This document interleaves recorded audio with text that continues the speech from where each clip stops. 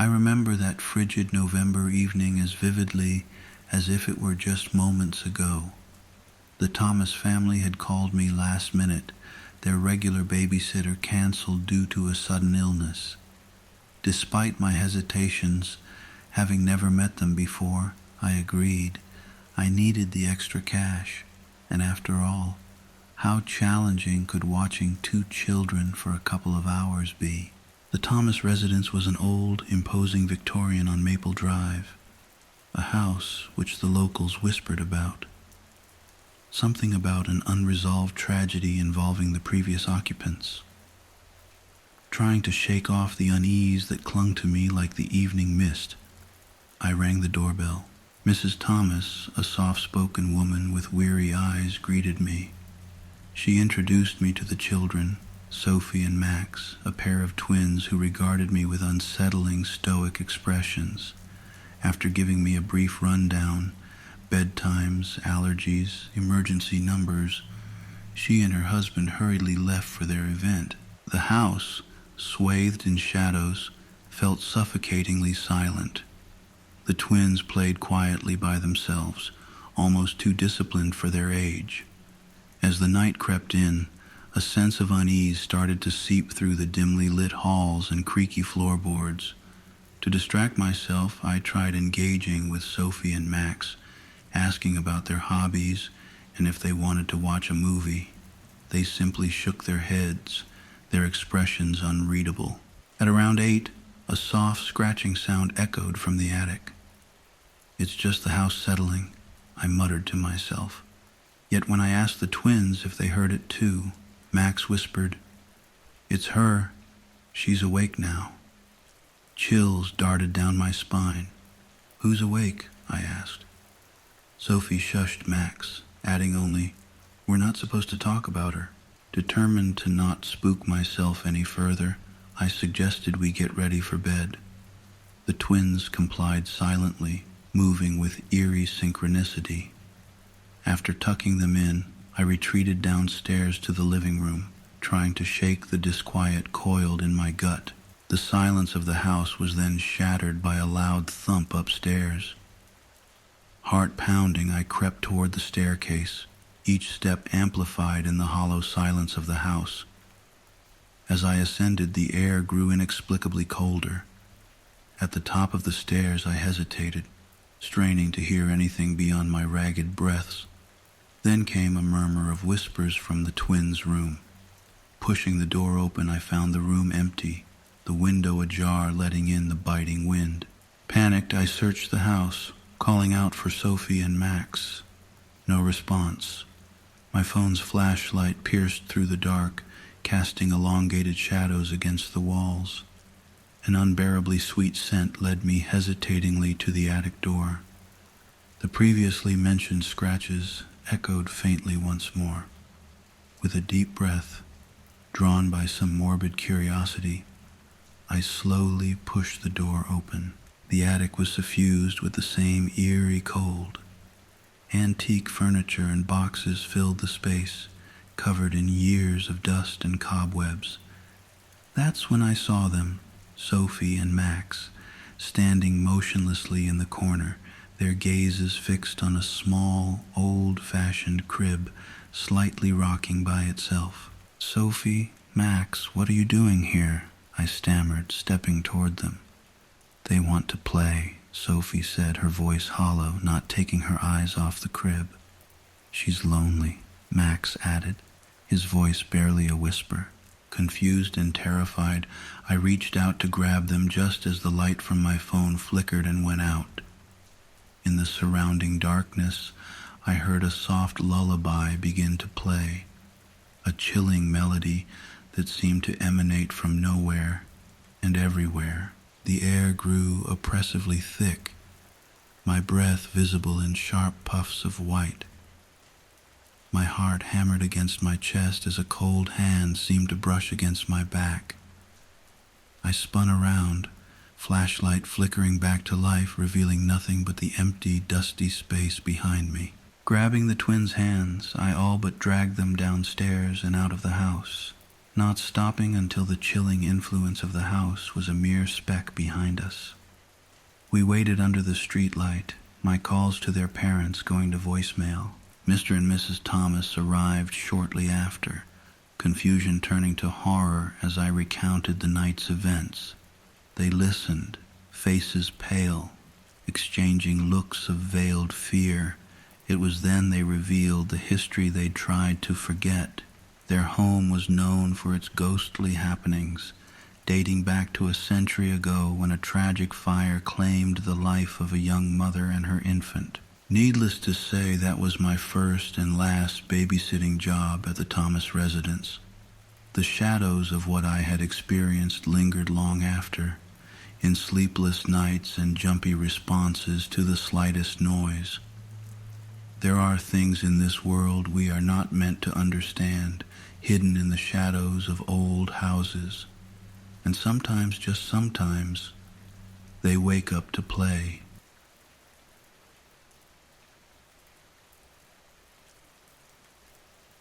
Last summer, I took a babysitting job in a quiet suburb to save up for college.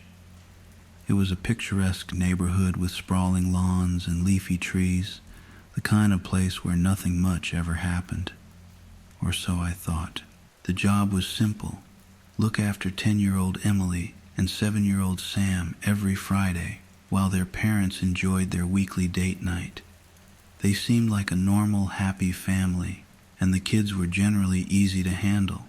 We'd play board games, watch a movie, and I'd tuck them into bed before spending the rest of the evening studying or browsing my phone. One particular evening, however, everything changed. It started like any other.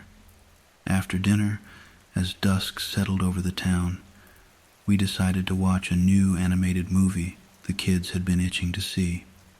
Halfway through, I paused the movie for a quick bathroom break. The house was eerily silent as I walked down the hallway, a silence broken only by a soft thumping sound coming from upstairs. Assuming it was the family cat, I shrugged it off and returned to the living room. The rest of the movie passed uneventfully, and soon it was time for bed.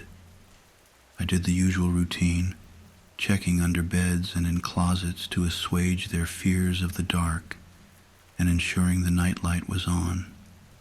With assurances that everything was safe, I gently closed their bedroom doors and descended the stairs. Settling onto the couch, I opened my textbook, the house's stillness comforting. That was until a thumping sound, similar to what I'd heard earlier, started again. This time it was louder, more deliberate. A cold shiver ran down my spine as I realized it wasn't just in my head. Hesitantly, I stood up, my heart pounding in my chest. The sound seemed to be coming from the basement, a place I'd avoided on previous nights. The parents had told me it was just storage, nothing interesting, and definitely off limits to the kids. Compelled by a mix of fear and responsibility, I approached the basement door. My hand trembled as I reached for the light switch, flicking it on before descending the stairs. The light was dim, casting long shadows between the boxes and old furniture. As I reached the bottom, the thumping stopped abruptly. I scanned the room, seeing nothing amiss, yet the silence now felt threatening. Trying to reassure myself, I whispered, "It's just an old house. Noises are normal." I was turning to leave when a soft whisper filled the room. "Don't go." Frozen in place, my breath caught in my throat. The voice was faint, almost childlike. Heart racing, I called out, "Who's there?" No answer. Gathering every ounce of courage, I walked deeper into the basement, my phone's flashlight cutting through the darkness. That's when I saw it, a small, ragged hole in the far wall, partially obscured by boxes. As I moved closer, the air grew inexplicably cold. Peering inside, I gasped. Amidst the darkness, two small, bright eyes stared back at me. I stumbled backward, my phone clattering to the ground. The room plunged into darkness as I raced up the stairs, slamming the basement door behind me. I leaned against it, panting, my mind racing. Upstairs, I heard a door open and soft footsteps. Emily appeared, rubbing her eyes. I heard noises, she mumbled sleepily. Before I could respond, a chilling scream echoed from the basement, making us both jump. Without thinking, I grabbed Emily's hand and bolted to Sam's room. I locked the door behind us and huddled with the children under the bed. We waited, the house groaning around us, as if alive. The screams turned into sobbing, then laughter, eerie and disjointed. I held the kids close, whispering reassurances, wondering if we'd ever be safe to leave. Hours passed, or it felt like it, before the house finally fell silent. With trembling hands, I dialed 911 and whispered our situation into the phone. The police arrived quickly, but found nothing out of the ordinary in the basement. The hole in the wall led to a small, sealed-off room, an old part of the house long forgotten. Inside, they found children's toys and drawings on the walls, but nothing that could explain what we'd heard. The officers suggested it might have been the house settling, maybe even our imaginations running wild. But Emily, Sam, and I knew better. Something had been there with us, something inexplicably sinister. I never babysat for that family again, and they moved out by the end of the summer. The house remains unsold, standing vacant, the mysteries within its walls left undisturbed. Looking back, I still question what happened that night. Was it a ghost, a spirit, or something else? Whatever it was, it knew we were there, and it didn't want to be left alone. It was supposed to be an ordinary Saturday night. I was in my second year at college, but in a bid to save for a museum trip, I'd picked up a babysitting gig. The family was new in town, living in one of those sprawling old houses flanked by weeping willows and heavy foliage. They seemed nice enough. The mother was warm, telling me about her son, Timmy, who was 8. His dad gave me a rundown of emergency numbers, routines, and house rules before they left for their evening out. The job was simple. Dinner, a movie, then bed by 9. Easy enough, or so I thought. The transition from twilight to the deep blue of night happened quicker than I expected.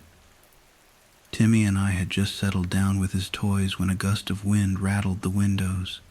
The old house seemed to groan, adjusting itself against the whistling onslaught. Timmy's eyes darted to the window. "Do you hear that?" he asked, his voice a low whisper. "It's just the wind," I reassured him, though the hairs on my neck tingled with unease. "No, not that. The whispering," he murmured, his eyes wide and fixed on something behind me. I froze. The whisper of a distant conversation came wafting from somewhere within the house.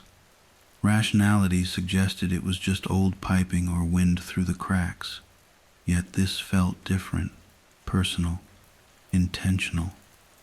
"I'm sure it's nothing. Maybe it's just people walking outside," I suggested, hoping my voice sounded more convincing to him than it did to me. I got Timmy distracted with his favorite movie and started making dinner. As I stood by the stove stirring soup, I heard it again. The murmur of voices, as if a crowd was hidden just behind the walls, all whispering at once. Timmy didn't react this time, his focus unbroken from the screen. With every ounce of courage, I stepped into the adjacent room from where the sound seemed to emanate. The lights flickered as I approached.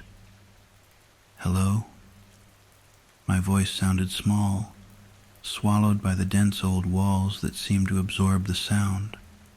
No response, just the sharp retort of my own heartbeat in the silence.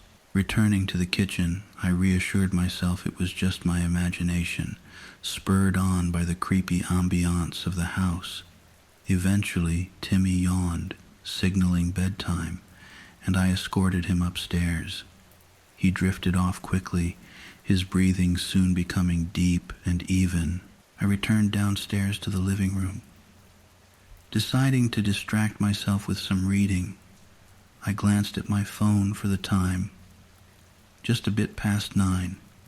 Another gust, stronger this time, hit the windows.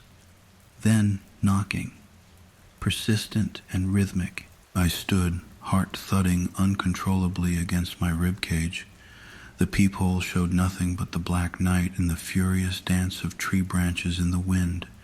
Against my better judgment, I inched the door open.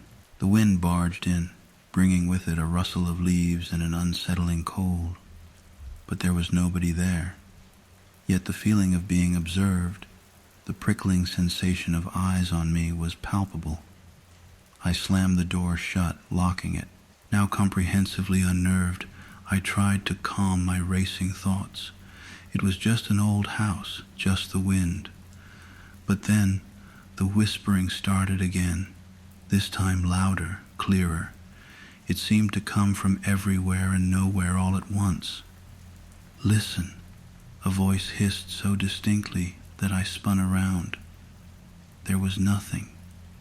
Terrified, I called the only number that warranted immediate trust. Timmy's dad. I explained the strangeness, trying to keep the panic out of my voice. There was a pause. His next words sent a chill deeper than the wind could muster. "We don't have whispering walls. Get out now." I dropped the phone, sprinting upstairs to grab Timmy. His room was empty. The bed had been thrown back as if in hurry. "Timmy?" My voice came out as a strangled cry. From downstairs, the knock sounded again, frantically this time. I clutched Timmy's favorite teddy bear, the sudden weight of responsibility anchoring my fleeting sanity. As I rushed down, I caught sight of him. Timmy stood at the open door, looking out into the night, speaking softly to the dark. "Timmy, back away from the door now." My voice was sharp, a contrast to the whispered beckoning from the shadows. He turned, his expression perplexed as if waking from a trance. "It called me," he whispered, his voice trembling. I yanked him back just as a shadow loomed large at the door. Slipping and sliding, I slammed the door shut, locking it once more, my breaths ragged with fear. "We're leaving." I grasped his hand tightly, pulling him toward the back door when the entire house shuddered as if in protest. Paintings clattered to the floor, and for a moment, the whispering turned into a cacophony of shouts. We made it outside, into the cold, biting air, the house behind us groaning and creaking in the wind. I didn't stop running until we reached a neighbor's house, the lights a beacon of safety in the night. Police later searched the house, finding no one and nothing amiss.